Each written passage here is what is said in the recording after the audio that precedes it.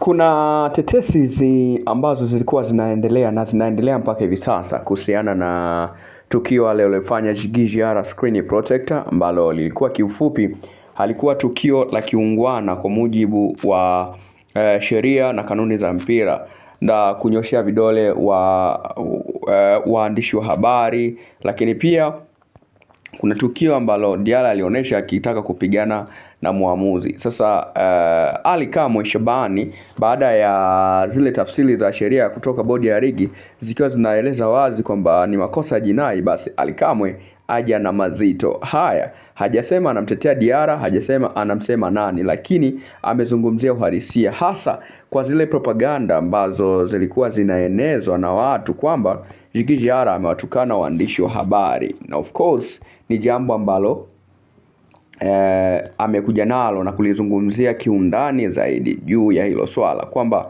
wapo wanaosema kwamba Djigui Diarra aliwatukana waandishi wa habari na akawanyoshea vidole. Je, ni kweli au ni vipi? Lakini pia uamuzi wao kama timu kwa kile ambacho alikifanya Diarra, wao wameamua nini? Basi hapa Ally Shabani Kamwe amekuwa na majibu nayo. Kiufupi ametoa majibu ambayo yamenyoka, kila mmoja atakuwa ameelewa. Sasa sijui kama na wewe itakutouch sometimes kutokana na alichokisema, au ni kwa sababu ni mwongea au msemaji wa timu. Yeye amesema hivi: Djigui Diarra hakuwatukana waandishi wa habari.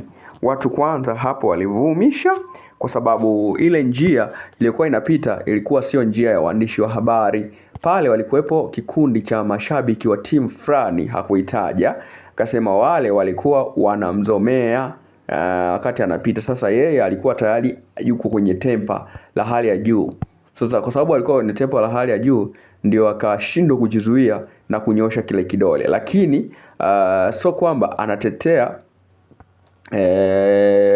kwamba hajafanya makosa, hapana, hatetei hilo. Anachokitetea Ally Kamwe, yeye anatetea kwamba watu wanasema kwamba ni waandishi wa habari ndio alinyoshewa kidole kile. Kwa hiyo Ally Shabani Kamwe kwanza kwa hilo amekanusha na kusema kwamba sio kweli. Djigui Diarra alinyosha ule mkono, kuna watu walikuwa wanambeza, wanamzomea. Lakini ukija kuangalia kisheria kwamba kazi ya shabiki ni kushangilia na kuzomea. Sasa kama ni kazi yao, ina maana wewe unavyowatukana tayari umeondoa kwenye, yani wewe ndio umewakosea, kwa sababu mashabiki wao kazi yao ni moja tu, kushangilia na kuzomea. Yani ndio kazi ya shabiki, inatakiwa ifahamike hivyo. Kwa hiyo shabiki akizomea, wewe unatakiwa kama ukiumia wewe tulia, usivunje sheria, na unatakiwa ukae kimya.